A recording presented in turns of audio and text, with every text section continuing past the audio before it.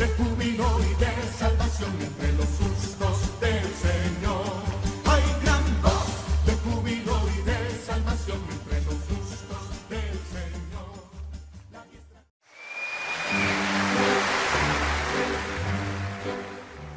Hola, gracias y paz. Saludos a todos donde quiera que se encuentren.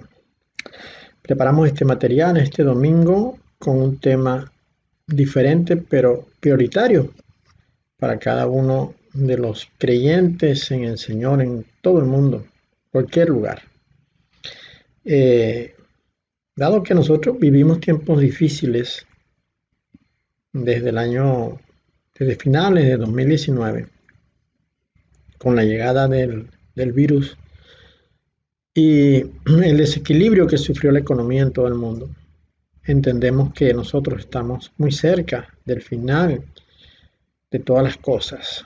Estamos muy cerca, si no estamos ya en la semana 70, lo cual activaría pues el último tiempo del lapso de la gracia para la venida del Señor. Por ello traemos este tema que creemos pues que es de mucho interés para la iglesia. Lo hemos titulado Con temor y temblor, y tiene que ver con la preocupación que cada uno de nosotros debe tener diligentemente para cuidar de una salvación tan preciosa que Dios nos ha provisto a través de su Hijo amado, el Señor Yeshua, el escogido, el ungido de Dios. Así que vamos directo entonces a entrar en el tema.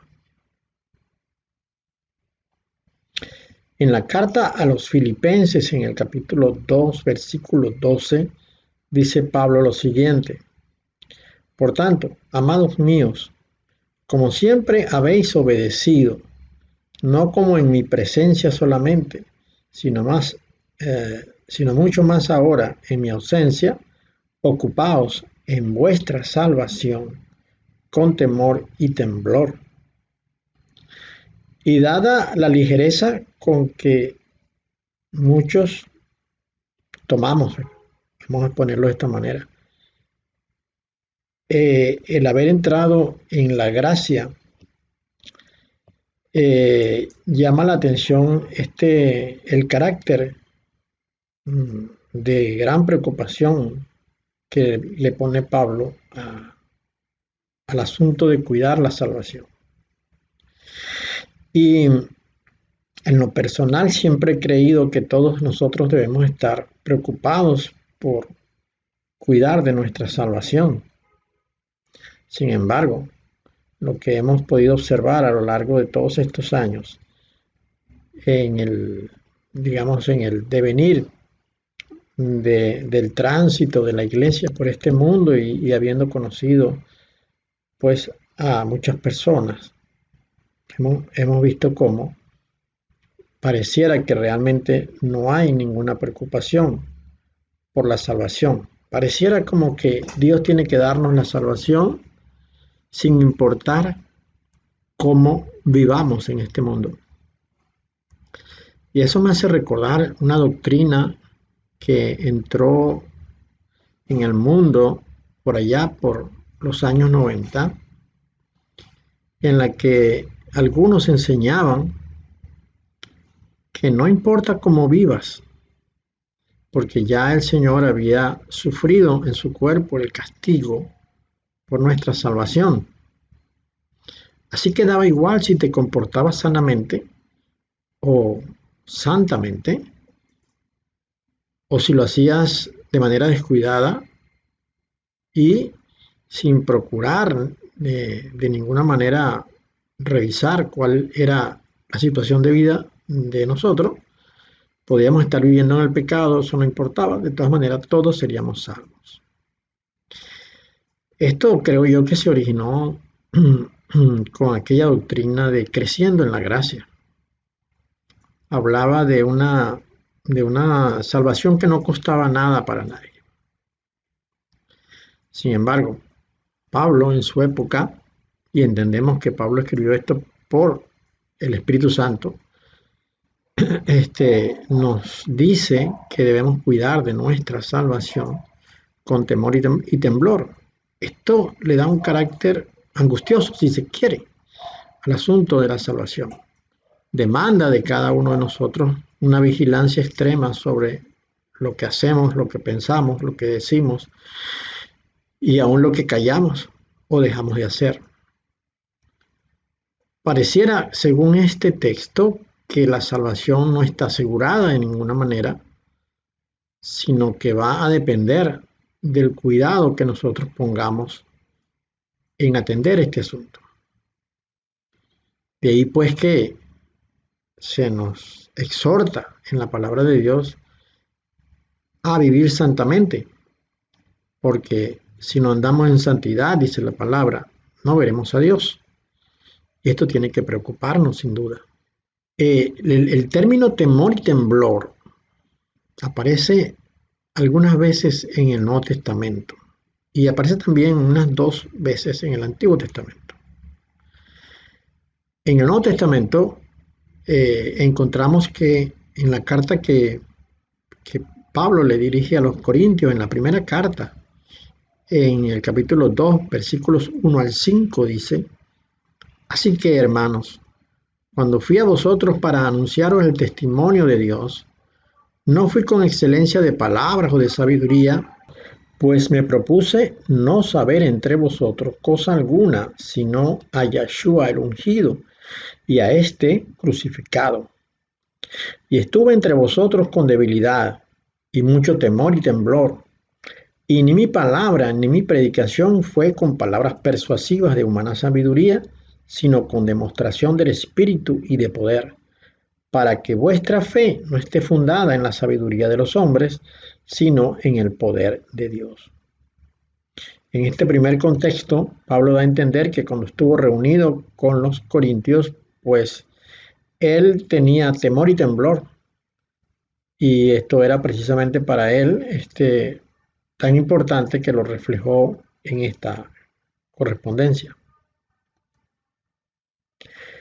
Luego, en la segunda carta a los Corintios, con ocasión de la visita que Tito hizo a esa región, Pablo escribió: pues si de algo me he gloriado con él respecto de vosotros, no he sido avergonzado, sino que, así como en todo os hemos hablado con verdad, también nuestro gloriarnos con Tito resultó verdad, y su cariño para con vosotros es aún más abundante cuando se acuerda de la obediencia de todos vosotros, de cómo le recibisteis con temor y temblor.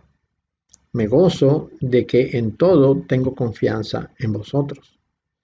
Acá Pablo está comentando cómo fueron las condiciones en que estuvo el recibimiento que los corintios le hicieron a su embajador, su enviado, que fue Tito.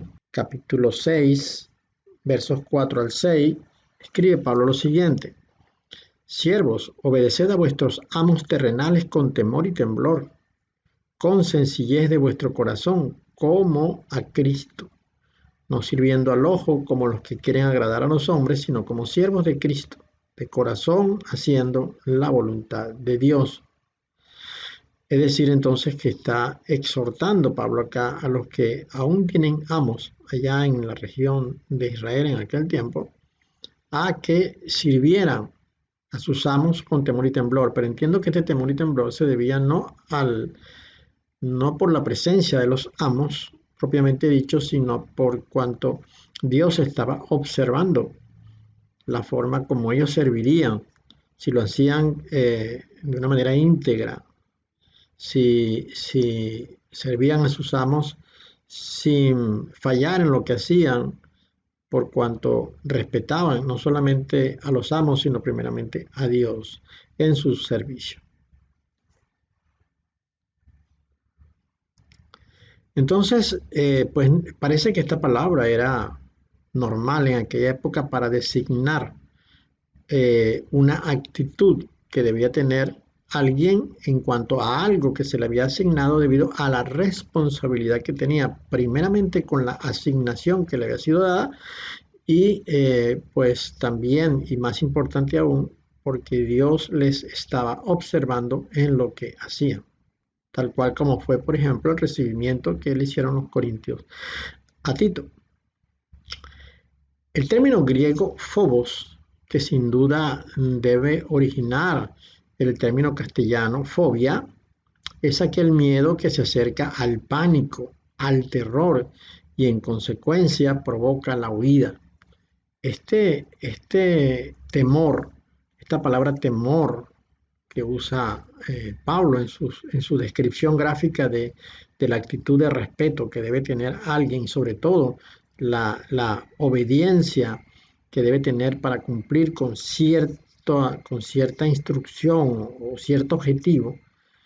El término griego phobos, usado para temor, implica esta definición. Es una especie de pánico, es una especie de terror que rodea a cierta persona y que provoca la huida. En este caso entiendo yo que no es la huida de Dios por el pánico o el temor que debe implicar la situación que está viviendo, sino la huida debe ser de aquello que le estorba para cumplir el mandamiento dado. La palabra griega tromos traduce temblar y este temblar es precisamente por la presencia de la palabra phobos. Es decir, tromos se produce por phobos, un temblor que es consecuencia del temor que se tiene. Así que Pablo dice que debemos trabajar por nuestra salvación, porque el miedo que hay alrededor de ella por causa de que podríamos perderla, nos hace tener pánico y temblar como consecuencia de esto. Está rodeando Pablo con su descripción, es decir, con su frase, está dándole un marco a la propuesta que él está haciendo, que es cuidar la salvación. La está rodeando de un marco que implica pues una condición que produce temor, que produce pánico y que genera temblor. ¿Y por qué sería esto?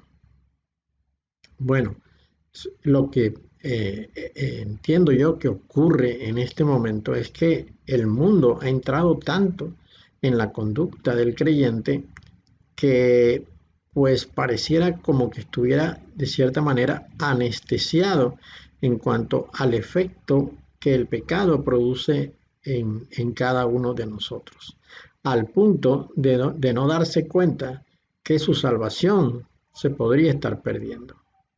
La enseñanza de que la gracia cubre todo y que ya todo fue ganado por el Señor, al punto que no es necesario tener ninguna atención sobre lo que estamos haciendo, es de todas una enorme mentira, un gran engaño que va a llevar o que puede llevar al creyente a perder su salvación.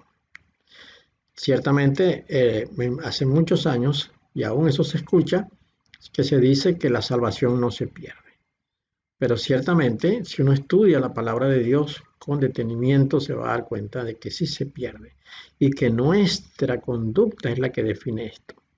Porque donde dice que nada nos separará del amor de Dios, allí en ninguna parte dice que la práctica del pecado queda cubierta por el amor de Dios.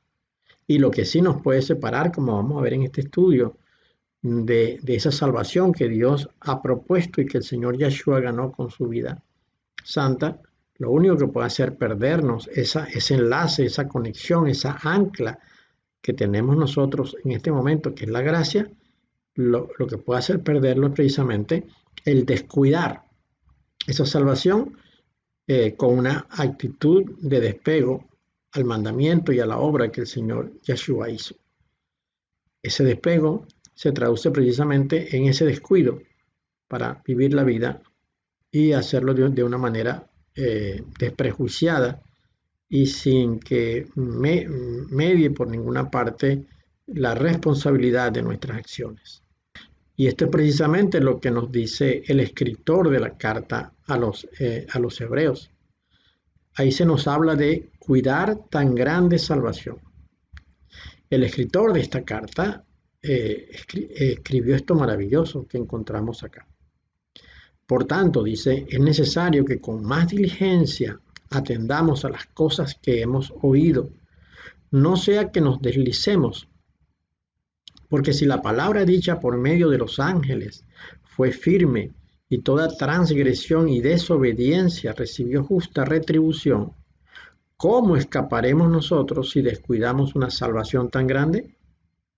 La cual, habiendo sido anunciada primeramente por el Señor, nos fue confirmada por los que oyeron, testificando Dios juntamente con ellos, con señales y prodigios y diversos milagros y repartimientos del Espíritu Santo, según su voluntad. El escritor de la carta a los Hebreos, en el capítulo 2, que es donde se encuentra este texto, nos dice que por estar nosotros de manera negligente, actuando descuidadamente en lo que significa la atención que debemos poner a nuestra salvación, dice, podemos deslizarnos. Y luego nos recuerda que la palabra dicha por medio de los ángeles fue firme y que a partir de ese momento toda transgresión y desobediencia recibió justa retribución. Y conviene leer el libro de Enoc. Los primeros capítulos del libro de Enoc relatan cómo aquellos ángeles que vinieron desde los cielos, desde el monte de Dios, y se establecieron en la tierra y enseñaron a los habitantes de la tierra misterios que no debían enseñar, que solamente pertenecían al lugar de donde Dios estaba, recibieron un castigo terrible, y no fueron en ninguna manera perdonados por haber hecho lo que hicieron, sino que el juicio de Dios fue de una vez y para siempre determinante sobre ellos, y al punto que ellos están esperando la consumación de todas las cosas para ser de una vez definitivamente encarcelados y para siempre. Hay uno de ellos llamado Asael, que ya quedó apresado, quedó encarcelado desde aquel momento y tiene miles de años encarcelado y no saldrá de allí nunca. Dios le dio una sentencia definitiva.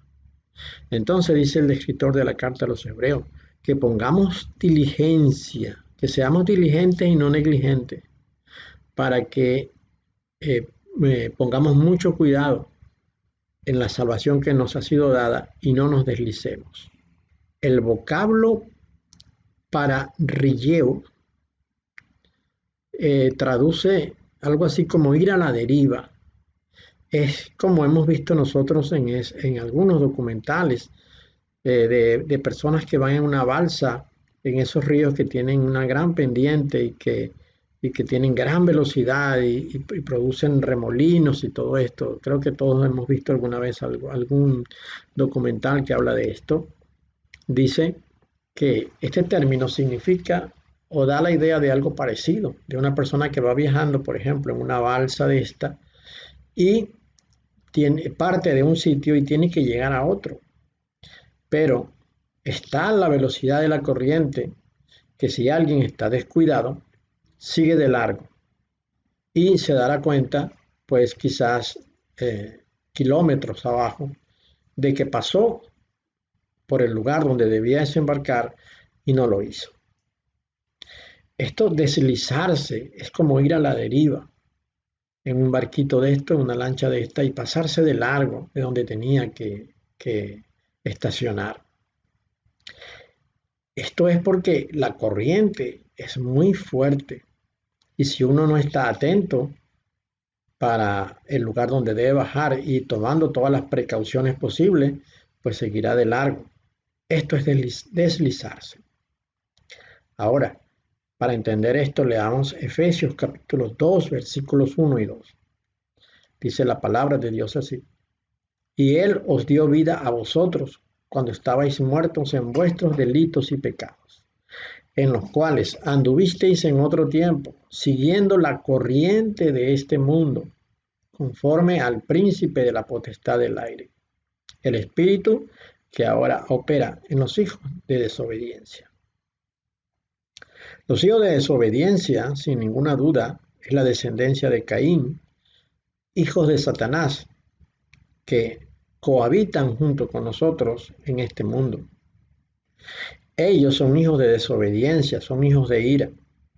Y nosotros, que no debemos ser hijos de ira, porque somos escogidos desde antes de la fundación del mundo, podemos ser participantes de esta ira porque hacemos las obras que hacen los hijos de desobediencia.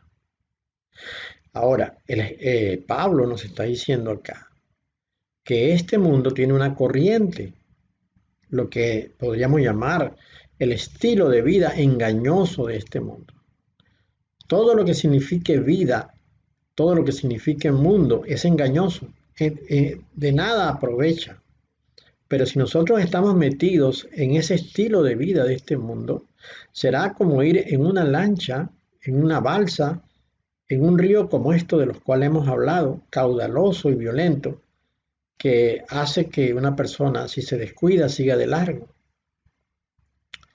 La corriente de este mundo es la que nos puede hacer perder el objetivo que Dios nos ha propuesto, que es nuestra salvación. Este mundo es la corriente.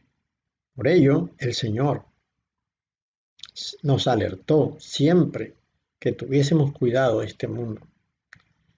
Y puso mucho énfasis en aquella oración que hizo y que aparece recogida en el capítulo 17 del Evangelio según Juan, donde dice que los discípulos con los cuales él estaba hablando no son de este mundo. Y entendemos nosotros ahora en este momento, 2000 años después, que todo aquel que haya sido escogido por Dios tampoco es de este mundo, porque si fuera de este mundo, nunca se decidiría por Dios.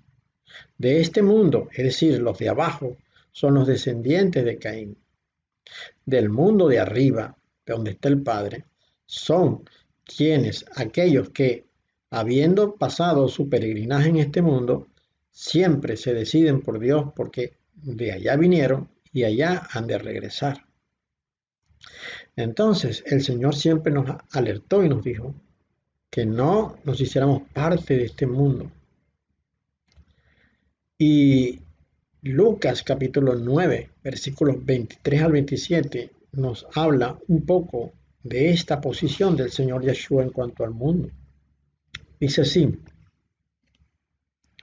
y decía a todos, si alguno quiere venir en pos de mí, niéguese a sí mismo, tome su cruz cada día y sígame, porque todo el que quiera salvar su vida, la perderá, y todo el que pierda su vida por causa de mí, éste la salvará. Pues, ¿qué aprovecha al hombre si gana todo el mundo y se destruye o se pierde a sí mismo? Porque el que se avergonzare de mí y de mis palabras, de éste se avergonzará el Hijo del Hombre cuando venga en su gloria y en la del Padre y de los santos ángeles. Dice que cuando el Señor venga a buscar a sus santos, y esto durante el tiempo de la gran tribulación, levantará a los suyos, y en el aire, dice la palabra, nos encontraremos con Él y viviremos para siempre así con el Señor. Pero a aquellos que le hayan negado, aquellos no subirán. Aquellos serán de una vez castigados. ¿Y quién le negará al Señor sino aquel que pretende salvar su vida? La apostasía que ha de venir sobre el mundo durante el tiempo de la gran tribulación que creemos nosotros ha comenzado por el principio de dolores. Esa apostasía que ha de venir incluirá a todos aquellos que le negarán al Señor, porque no quieren morir, se han aferrado a este mundo porque no han entendido el propósito de la venida a esta vida. Nosotros, los que somos de arriba, hemos venido por un tiempo, transitoriamente, con la única función de darle llegada al ungido, para que el ungido pudiera derrotar a Satanás y a sus huestes de maldad, y para destruir toda la obra de engaño que Satanás había hecho en este mundo. La hora de engaño está a punto de terminar, porque cuando la gran tribulación esté en su pleno apogeo, se desatarán desde el cosmos la caída de las piedras sobre la tierra. 200 millones de artefactos vendrán desde el cosmos e impactarán la tierra. En ese momento los cielos se desvanecerán y todo el mundo podrá ver la verdad. La verdad en ese momento será descubierta y entonces todos sabrán que ciertamente el mundo fue un engaño, el mundo fue una mentira que Satanás escondió a través de lo que se ha llamado o lo que se conoce como la corriente de este mundo, el estilo de vida de este mundo. Así que todo aquel que quiera mantenerse en el estilo de vida de este mundo será parte del engaño y pues tendrá esa marca negativa en su vida que significará el pasaporte al infierno cuando llegue su momento. Tomar la cruz cada día equivale a procurar la salvación que Dios ofrece por medio de su Hijo. El temor y el temblor vienen por causa de lo que decidimos que podría inevitablemente llevarnos a perder la salvación. Por ello, el Señor dijo, pues, ¿qué aprovecha al hombre si gana todo el mundo y se destruye o se pierde a sí mismo? Deslizarse es, precisamente, meterse en lo atractivo del mundo, descuidando así la salvación ofrecida. El apóstol Juan escribió lo siguiente, no améis al mundo, ni las cosas que están en el mundo. Si alguno ama al mundo, el amor del Padre no está en él, porque todo lo que hay en el mundo, los deseos de la carne, los deseos de los ojos y la vanagloria de la vida, no proviene del Padre, sino del mundo. Y el mundo pasa y sus deseos, pero el que hace la voluntad de Dios permanece para siempre. Acá el apóstol Juan establece muy claro que el único enemigo es el mundo, porque él dice, los deseos de la carne, los deseos de los ojos y la vanagloria de la vida, que es lo que él resume como todo lo que hay en el mundo. Él dice, porque todo lo que hay en el mundo, y entonces especifica lo que ya hemos mencionado, dice los deseos de la carne, los deseos de los ojos y la vanagloria de la vida, dice, no proviene del Padre, sino del mundo. ¿Y por qué esto proviene del mundo? ¿Por qué esto no proviene del Padre? Porque lo que ocurre es que todos nosotros, para justificar lo que hacemos, decimos, pero Dios creó al mundo, Dios creó al hombre, Dios creó las cosas tal cual como están. ¿Por qué entonces es malo que hagamos esto? Tenemos que entender el propósito del Evangelio eterno. Si nosotros conociésemos el Evangelio eterno, sabríamos todas estas cosas. Pero somos negligentes para no buscar la verdad, porque la verdad está en la palabra de Dios. Pero aún somos negligentes para escuchar a aquello que Dios le ha revelado a otros. El Evangelio eterno es una gran verdad y es algo que ha de ser predicado durante el final de los tiempos, como lo recoge Apocalipsis 14. Bien, dice el evangelista, ¿no? El apóstol Juan dice que hay tres cosas que están en el mundo que son nuestros enemigos, que son los deseos de la carne, los deseos de los ojos y la vanagloria de la vida. Todo lo que la carne desea siempre será nuestro enemigo. Todo lo que los ojos desean siempre será nuestro enemigo. Y la vanidad y la vanagloria de la vida siempre será nuestro enemigo. ¿Por qué? Porque pertenecen al mundo. La razón es esta. En una oportunidad, antes que la tierra y los cielos fuesen hechos, un grupo de ángeles se rebeló en contra de Dios. Quiso quitarle de su trono y ocupar ellos el lugar de mando. Se rebelaron.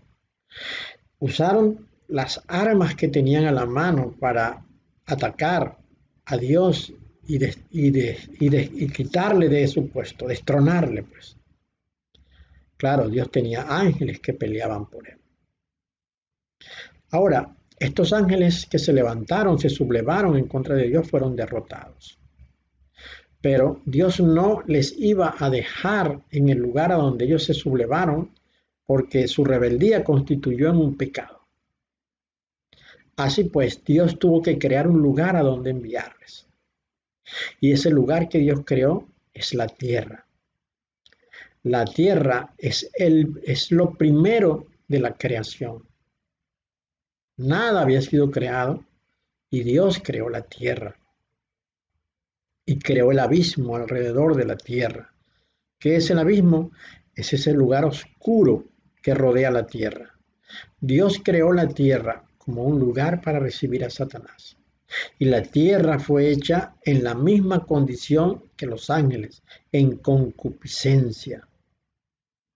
Así pues, la tierra y su sistema de vida, que es el mundo, nunca podrán ofrecer nada bueno. Todo lo que surja y salga de ella será malo. Bien, entonces nos está demandando, exigiendo la palabra y recomendando Dios que seamos diligentes en observar nuestra forma de conducta. Si buscamos siempre satisfacer la carne o satisfacer los ojos, o estamos metidos dentro de la vanidad de este mundo, con casas, con ropa, con títulos, con bienes, con poder. Todo esto no proviene del Padre, proviene del mundo, un mundo que fue creado según la naturaleza de los satanes. Así que seamos atentos, pues. Vigilemos nuestra salvación, porque si estamos metidos en la corriente de este mundo, que es el estilo de vida que hay en este mundo, vamos a correr el riesgo de perder nuestra salvación. Y Dios no nos creó a nosotros para que perdiéramos la salvación. El infierno fue creado para los de esta tierra, para los descendientes de Caín, para los hijos de Satanás. Pero la vida eterna y el gozo eterno al lado del Padre fue pensado para aquellos que amamos a Dios. Así que si tú amas a Dios, debes procurar vigilar tu salvación. Debes tratar de vivir según el modelo que Dios dio y desechar todas aquellas teorías que son satánicas que nos dicen que no importa cómo vivamos, no importa qué forma de vida tenemos, porque ya ganamos nuestra salvación y la salvación no se pierde. Eso es falso. La salvación sí se puede perder, porque si no, no hubiese dicho Juan en alguna parte que los que tenemos la esperanza puesta en nosotros de estar con el Señor, nos perfeccionamos cada día. Cuando dice nos perfeccionamos es que vivimos una vida cada vez más santa. Y luego el mismo Juan nos recomienda a nosotros que debemos tener un estilo de vida que le agrade a Él para que no seamos avergonzados en el día de su venida. Porque recuerde usted que Mateo 25, en el juicio de las naciones, es un evento que ocurre para la iglesia, para los santos, no para el mundo, porque el mundo que no creyó en Él ya fue condenado y se seguirá de largo y se levantará después del milenio, cuando toque el juicio a todos los impuros, a todos los que nunca quisieron recibirle. Pero Mateo 25 es el juicio a la iglesia. Y en el juicio a la iglesia, muchos serán malditos, alejados de mí, nunca os conocí. Recordemos esta palabra y nunca la olvidemos. Ahora veamos sobre esto mismo el punto de vista del escritor de la carta a los Hebreos. En los tiempos en que Pablo habló acerca del peligro de descuidar la salvación, la iglesia estaba siendo muy perseguida y algunos estaban apostatando de la fe y de la verdad. Por ello, Pablo se ocupó en la mayoría de sus cartas de exhortar al judío que se había convertido a la fe para que no regresara de nuevo al judaísmo. Y el escritor de la carta a los hebreos, que no se sabe quién es, también hizo muchísimo énfasis en esto. De hecho, toda la carta a los hebreos fue dedicada al tema de no regresar a la esclavitud del judaísmo, sino de mantenerse en la libertad que el Señor Yeshua había alcanzado con su obra aquí en la tierra. Entonces el escritor de la carta a los hebreos dice, mirad hermanos, que no haya en ninguno de vosotros corazón malo de incredulidad para apartarse del Dios vivo. Fijémonos en lo contundente que es este texto. Mirad, hermanos, que no haya en ninguno de vosotros corazón malo de incredulidad para apartarse del Dios vivo. El término poneros se traduce como dolor, trabajo laborioso, que enfatiza las inevitables agonías, es decir, la miseria, que siempre acompañan al mal. Por otra parte, el léxico apistía es la negación de pistó, que traduce fiel, es decir, la palabra pisteo, que es la que significa persuasión, es lo que se traduce como fe. Cuando uno dice tengo fe, lo que está diciendo es que he sido persuadido. ¿Y de qué he sido persuadido? Bueno, de la verdad de Dios, alejándome de la mentira de Satanás. Cuando uno se aparta del pecado es porque ha sido persuadido de que el pecado es engañoso y lleva a la muerte. En cambio, que la santidad es aquello que, habiendo sido ofrecido de parte de Dios como un instrumento para alcanzar la promesa, es lo que tenemos que tomar. Entonces, la apistía significa que esta persona no tiene fe, es un infiel, pues, le falta la fe. Entonces, la apistía es un término que da origen a la palabra apostasía. En consecuencia, todo esto está conectado. La apistía es una palabra que está compuesta de dos. El término a significa sin y pistía viene de pisteo, que significa persuasión o fe. Es decir, es una persona sin persuasión, es una persona sin fe. Por lo tanto, no cree en Dios, es un incrédulo. Entonces, la exhortación va dirigida a no dejarse llevar por la incredulidad que se genera como consecuencia del pecado. He aquí entonces el tema que estamos tratando es el siguiente. Hay una corriente en este mundo y esa corriente hace que nos deslicemos, es decir, que perdamos el control de la balsa de nuestra vida y sigamos de largo y no nos detengamos, no paremos en el punto donde tenemos que llegar, que es el objetivo de Dios al alcanzar los términos de nuestra fe a lo largo de nuestra vida. Por ello decía el apóstol que ha peleado la buena batalla de la fe, porque eso es de lo que trata esto. Pero si perdemos el objetivo de pelear la buena batalla de la fe, nos estamos deslizando, nuestra barca pasa de largo y no nos damos cuenta. Y esto se produce precisamente por la incredulidad que genera el pecado. La práctica del pecado genera incredulidad. Hemos dicho en otras oportunidades que el pecado que surge de pronto por descuido, por negligencia o porque quizás tenemos desconocimiento, eso nunca va a ser pecado para un hijo de Dios. Después que ha sido lavado por la sangre del ungido, después que ha sido limpiado y que su propósito es agradar a Dios, cualquier pecado ocasional nunca viene a ser pecado para la persona.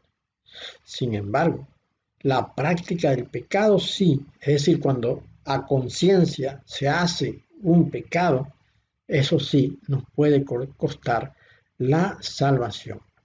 Entonces, cuando practicamos el pecado, esto hace que seamos indolentes, que seamos negligentes e incrédulos. Porque si practicamos el pecado es porque realmente no hemos creído la oferta de Dios en cuanto a la salvación. Tenemos que poner mucha atención sobre lo que hacemos cada día de nuestra vida para estar conscientes de si estamos practicando el pecado o no. Porque a veces por la misma incredulidad ni cuenta nos damos que estamos practicando el pecado. Por ello, lo que nos llama la palabra es a no ser negligentes, sino diligentes en cuanto a observar lo que hacemos para determinar todo aquello que pueda ser pecado y lo dejemos fuera. Entonces sigue diciendo la carta a los hebreos. Antes, exhortaos los unos a los otros cada día, entre tanto que se dice hoy, para que ninguno de vosotros se endurezca por el engaño del pecado. ¿Ve? Qué importante esto. Aquí hay varias cosas incluidas. Primero, el pecado. Luego, el pecado engaña. Y como consecuencia de que el pecado engaña, se produce el endurecimiento en el corazón de las personas.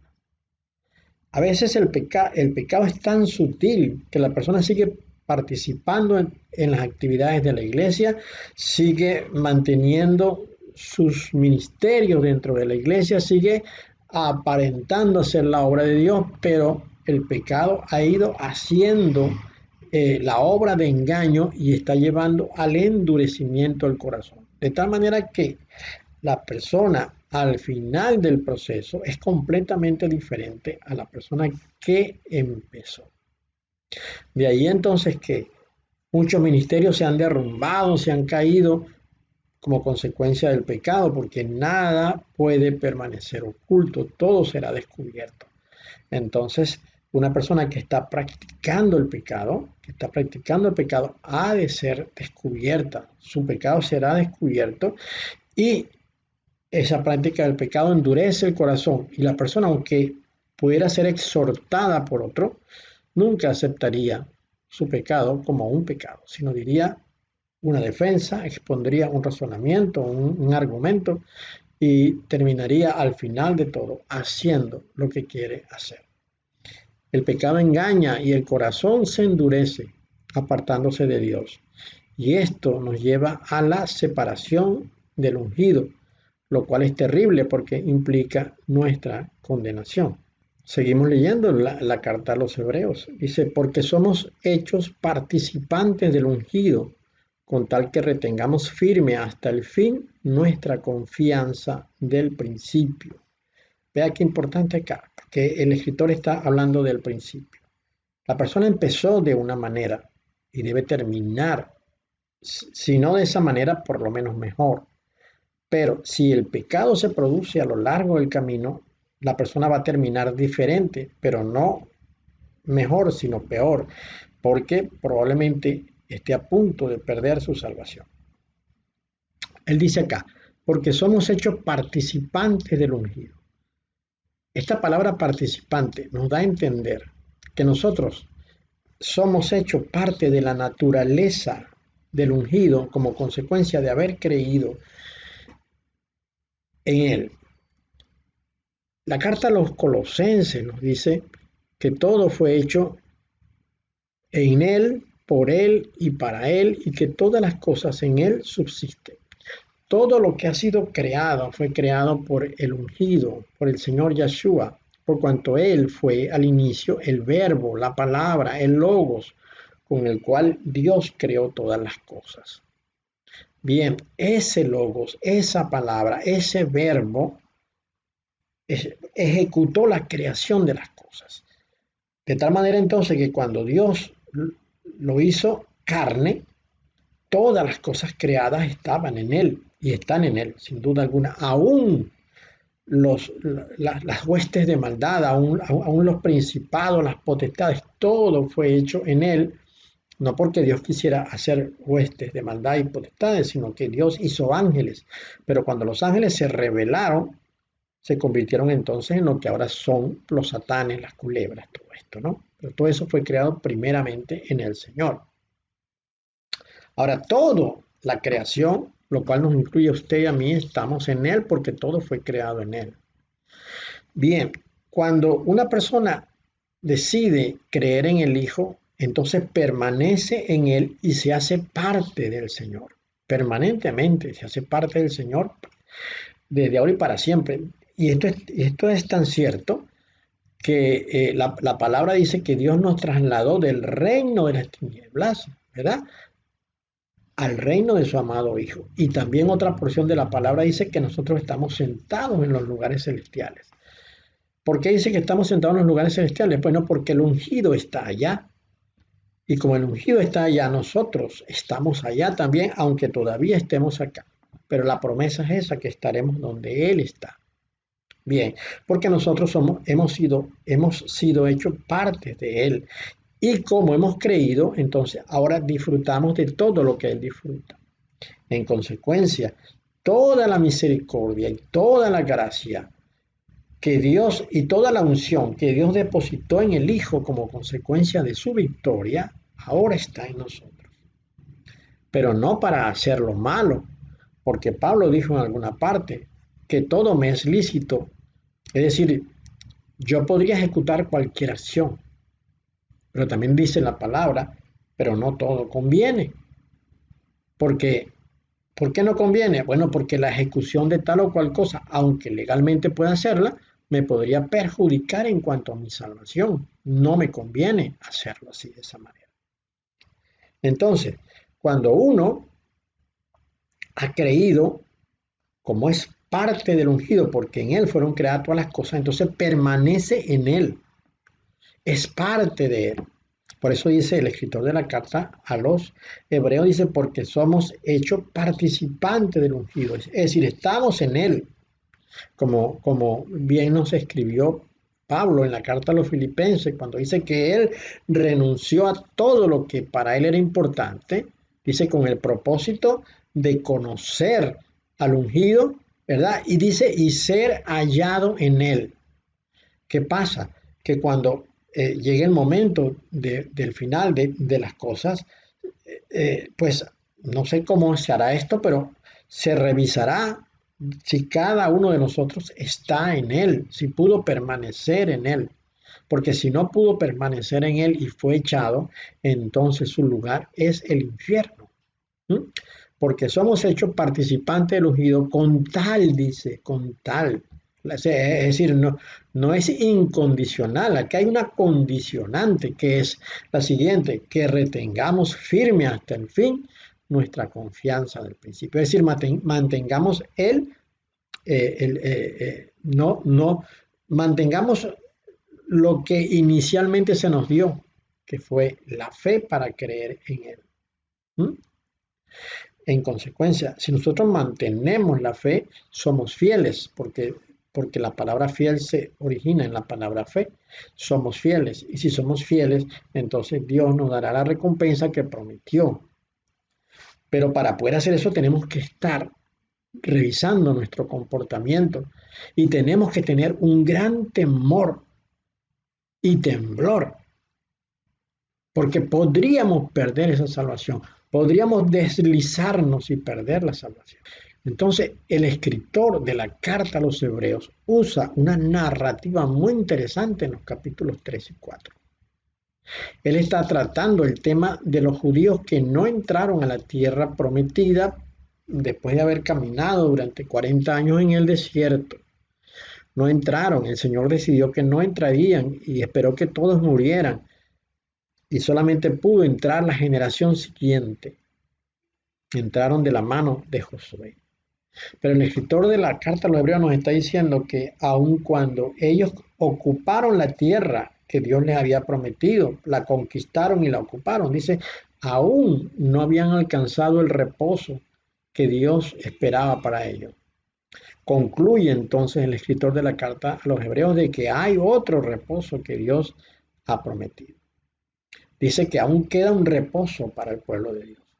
Veamos este texto que está en la carta a los hebreos capítulo 4, versículos 1 y 11.